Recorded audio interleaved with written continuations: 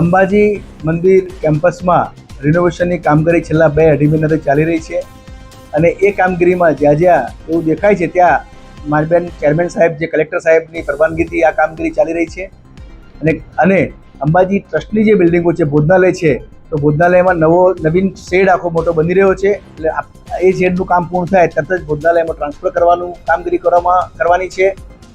ત્યારબાદ જે વિશ્રામ ગૃહ છે એ પણ ડેવલપમેન્ટ પ્લાનમાં આવતું હોય એને પણ આપણે છેલ્લા 3 મહિનાથી એનું ઓપરેશન બંધ કરેલ છે. આ સિવાય જે નવું ભોજનાલય TFC બિલ્ડિંગ પણ બની રહ્યું છે. કોલેજ, જે અંબાજી ટ્રસ્ટની જે કોલેજ છે એમાં પણ આપણે રિનોવેશનની કામગીરી ગત વર્ષે જ પૂર્ણ કરી છે અને જ્યાં જ્યાં આવું ધ્યાને આવે છે ત્યાં અમે કામગીરી કરીએ છીએ. અંબાજી મંદિરમાં એક મોટું મેન્ટેનન્સ કામ અત્યારે 3 મહિનાથી 2.5 મહિનાથી ચાલી રહ્યું છે અને એમાં પણ સારી કામગીરી થઈ રહી છે. એટલે કોઈ મોટી તકલીફ પડે એવું છે નહીં આગામી ભાદરવી પૂનમને ધ્યાનમાં લઈને. જય અંબે.